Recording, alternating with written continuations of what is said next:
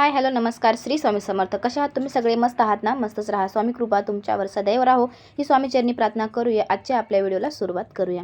तर आज आहे संकष्टी चतुर्थी आहे आणि आपल्याला आज कोणकोणत्या वस्तू आपल्याला गणपती बाप्पाला अर्पण करायचं आहे ते पण मी तुम्हाला सांगणार आहे. हिंदू नववर्षातील पहिली संकष्टी आहे ही. या मुहूर्तावर आपल्याला सुख, ऐश्वर्य, आरोग्य प्राप्तीसाठी आपल्याला उपाय करायचा आहे आणि आपल्याला काही गोष्टी अर्पण करायच्या आहेत. या चतुर्थीला विकट चतुर्थी पण आपण म्हणत असतो. नावाप्रमाणे ही चतुर्थी आयुष्यातील विकट किंवा कठीण संकटाचा नाश पण करत असते. विकट म्हणजे कठीण प्रसंग किंवा मोठ्या अडचणी, तर संकष्टी म्हणजे संकटाचा नाश करणारे. त्यामुळे या दिवशी आपल्याला गणेशांची मनोभावे पूजा करायची आहे. जीवनामध्ये आपले कितीही गंभीर अडथळे असू दे ते दूर होणार आहेत या पूजेमुळे. तर या शुभ तिथीला तुमच्या आयुष्यातील सुख, समृद्धी आणि ऐश्वर्य खेचून आणणारा आपल्याला काही गोष्टी आपल्याला आज करायच्या आहेत. संध्याकाळची वेळ ही घरात लक्ष्मी येण्याची आणि नकारात्मकता बाहेर जाण्याची असते. तर संध्याकाळी आपल्याला 6:40 ते 7 वाजेपर्यंत आपल्याला म्हणजे 6:30 पासून ते 7 वाजेपर्यंत आपल्याला हे काम करायचं आहे.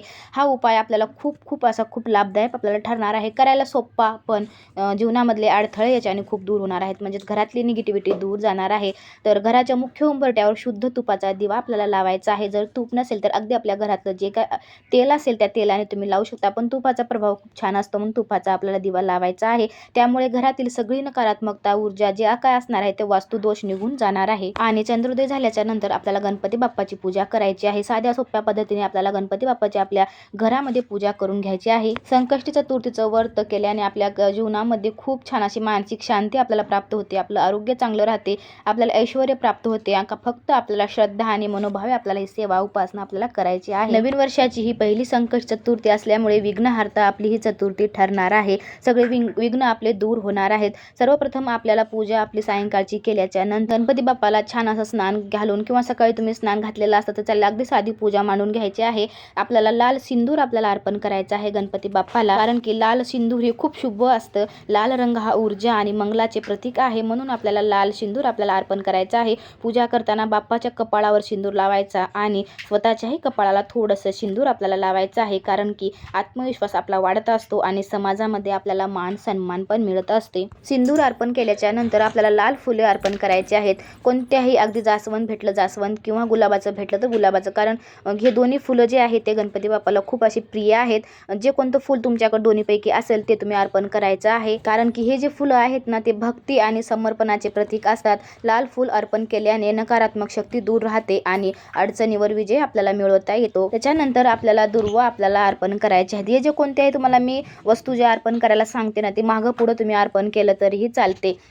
आपल्याला दुर्वा घ्यायचे आहेत. गणपती बाप्पाला दुर्वा अत्यंत प्रिय असतात. पौराणिक कथेनुसार अनलासूर राक्षसाचा पराभव केल्यानंतर गणेशाच्या शरीरामध्ये निर्माण झालेली उष्णता दुर्वेमुळेच शांत झाली होती. आपल्याला दुर्वा अर्पण करता असताना 21 दुर्वांचे गुच्छ आपल्याला तयार करायचा आहेत. एक पेंडी 21 दुर्वाची घ्यायची आहे आणि गणपती बाप्पाला अर्पण करायची आहे.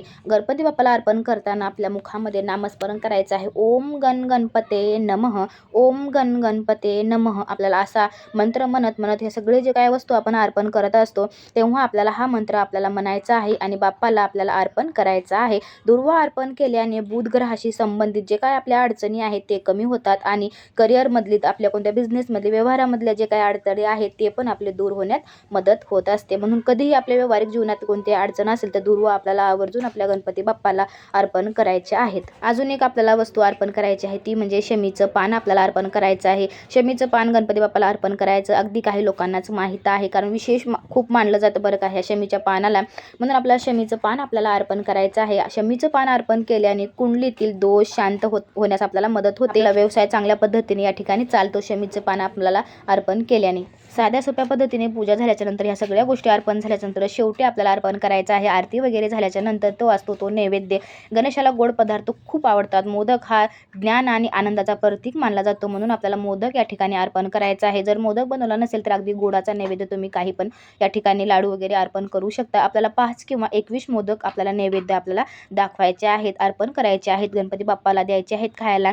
आणि असे केल्याने आपल्याला मोदक अर्पण केल्याने आपल्या घरामध्ये सुख समृद्धी समृद्धी वाढते आणि कुटुंबातील नात्यामध्ये गोडवा टिकून राहतो. विकट संकष्ट चतुर्थीच्या दिवशी मनापासून केलेली पूजा आणि या साध्या सोप्या अर्पणामुळे बाप्पाची कृपा लवकरच आपल्यावर प्राप्त होते आणि छान असा आपल्याला गोड असा आशीर्वाद पण या ठिकाणी प्राप्त राहतो. श्रद्धा, नियम आणि सकारात्मकता याच्यामुळे जीवनातील अनेक अडथळे सहज दूर होऊ शकतात. आजची झालेली सेवा मी गणपती बाप्पाच्या चरणी, स्वामी महाराजांच्या चरणी अर्पण करते. इथेच माझ्या व्हिडिओचा शेवट घेते. आजची माहिती तुम्हाला जर आवडल्यास आपल्या चॅनलला सबस्क्राईब करायला अजिबात विसरायचं नाही. पुन्हा भेटूया अशाच एका माहितीपूर्ण व्हिडिओसोबत. तोपर्यंत तुम्हा सगळ्यांना श्री स्वामी समर्थ. शेवटपर्यंत व्हिडिओ बघितल्याबद्दल मनापासून धन्यवाद करते. बाय बाय सगळ्यांना.